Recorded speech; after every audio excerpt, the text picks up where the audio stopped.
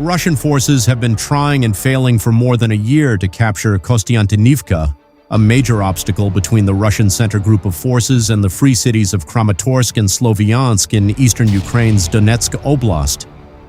Despite suffering horrific casualties in their long siege of Kostiantynivka, the Russians aren't giving up. On or just before March 26th, one of the center group of forces' most experienced units, the 4th Motor Rifle Brigade, rolled out its best vehicles for a fresh push toward the fortified city.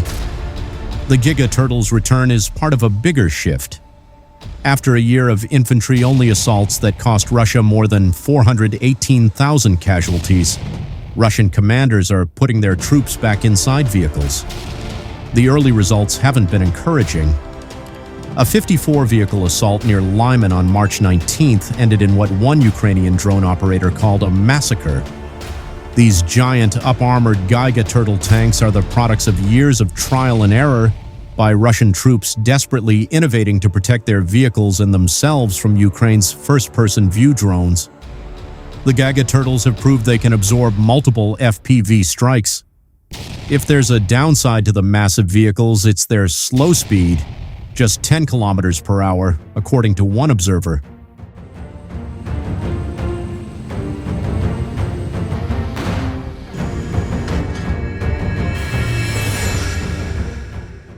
All that extra metal comes at the cost of extra bulk and weight. The Giga Turtles are too big to hide.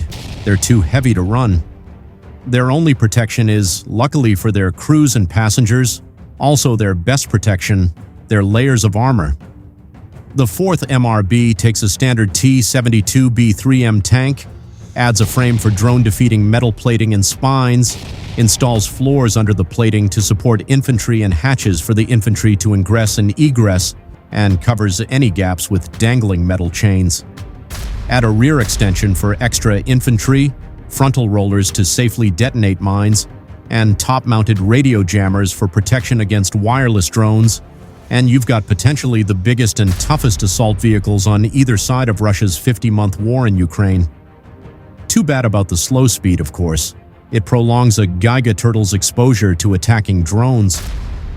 The 4th MRB's Giga Turtles frequently appeared on the roads toward Kostiantynivka late last year, but became rarer as 2025 ground into 2026, and the Russians mostly parked their armored vehicles in favor of infantry-led assaults across wet winter terrain. Those assaults were extremely costly, however. As the weather warmed and the wet ground dried, Russian vehicles made a comeback.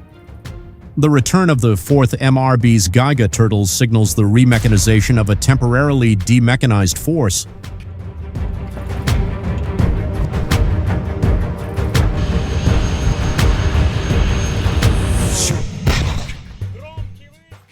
But the Russians' initial vehicular assaults have all failed not just along the Kostiantynivka axis, but also along the Lyman axis farther to the north. Kostiantynivka blocks the Russians' south-to-north march on Kramatorsk and Sloviansk. Lyman blocks the east-to-west march toward the same objectives. On or before March 26th, at least 2 of the Giga Turtles rolled toward Kostiantynivka with assault troops tucked under their metal shells. But Ukrainian drones were watching, and as the Giga Turtles slowly crawled through Ivanopilia, 5 kilometers south of Kostiantynivka, fiber-optic FPVs from the Ukrainian 28th Mechanized Brigade attacked. The 28th Mechanized Brigade claimed it knocked out 1 Giga Turtle. Indeed, it's evident from overhead surveillance that at least 1 Giga Turtle suffered some damage. It's not evident that either Giga Turtle was immobilized or destroyed, however, despite the 28th Mechanized Brigade's claim. The co-located 100th Mechanized Brigade observed 2 Russian tanks leaving Ivanopilia and driving south, perhaps confirming that both Giga Turtles survived despite taking damage.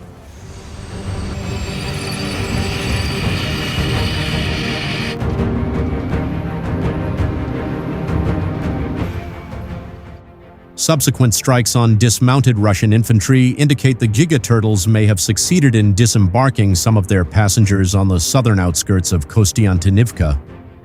In any event, the Russian assault troops failed to claim new ground in or around the city, according to the 28th Mechanized Brigade. "We are already used to endless small groups and repelling mechanized assaults," the brigade quipped. "Kostiantynivka holds for now, but the Russians and their Giga Turtles will be back." Day after day, the Russians are increasing the number of attempts to drag as many of their troops as possible into Kostiantynivka, the 28th Mechanized Brigade warned. The persistence of these attacks underscores the city's strategic importance. Kostiantynivka lies along a clutch axis of advance, serving as a gateway to the major urban centers of Kramatorsk and Sloviansk, which anchor Ukraine's defensive line in Donetsk. Capturing Kostiantynivka would open the way for a broader offensive and could potentially shift the balance in the region. At the same time, fighting is intensifying along the Lyman axis to the north. Together, these axes form a concentrated pressure point aimed at a single strategic objective, breaking into Ukrainian-held Donetsk. So far, that objective remains unachieved.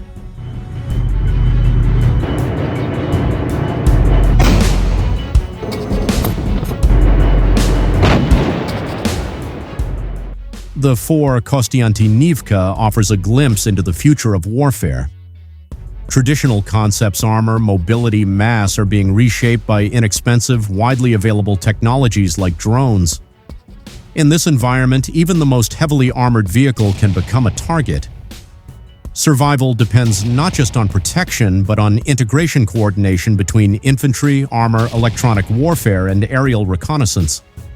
For now, Ukrainian forces appear to hold the advantage in this domain. Despite renewed pressure, Kostiantynivka stands. Ukrainian defenders continue to repel assaults, relying on a combination of drones, fortified positions, and battlefield awareness.